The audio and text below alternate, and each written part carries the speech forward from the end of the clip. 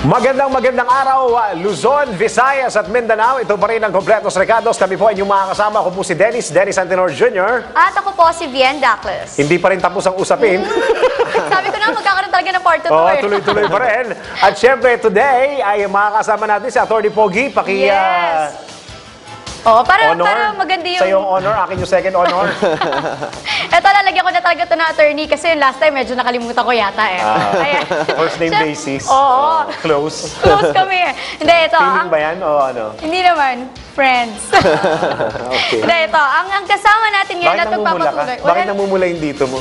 Ano Anong problema? Ano lang, effective lang yung blush on na ginamit ko ngayong araw na to. Kanina hindi naman. Lightings na yan. Kasi si Ferds eh. Wala naman pula. May pula ba? Wala. Nilagyan ni Ferds. Ayun o. Ilagay mo ba Ferds ng pula ng ilaw? Magpula talaga yung mukha.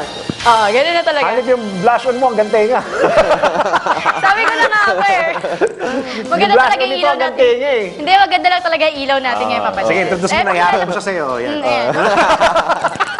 Ayun na, sige, mapakilala ko na. Yan. Ayan, syempre, nag-iisa nating Attorney Pogi. At ang magpapatuloy ng ating usapan nung last week, yung magandang usapin na tungkol sa mamaya na. Ang ating kasama ngayon, si Attorney Mark Tolentino. Hello. Attorney, kumusta? Pogi-pogi mo ngayon, attorney, ha? Hindi. Para sa akin ba o para sa kanya? Sa lahat. Medyo may napansin ako, Papa Dance.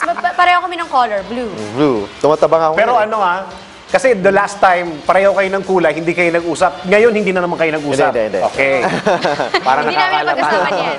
Okay, tuloy natin, attorney, ha? Yes. Maraming nanood nung ating part 1 ng ating Rights of a Legal Wife.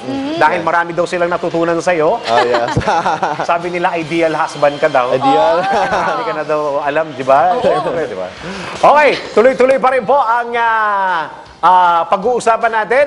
Para medyo may review ng konti, ito po pag-uusapan natin. Panoorin natin to.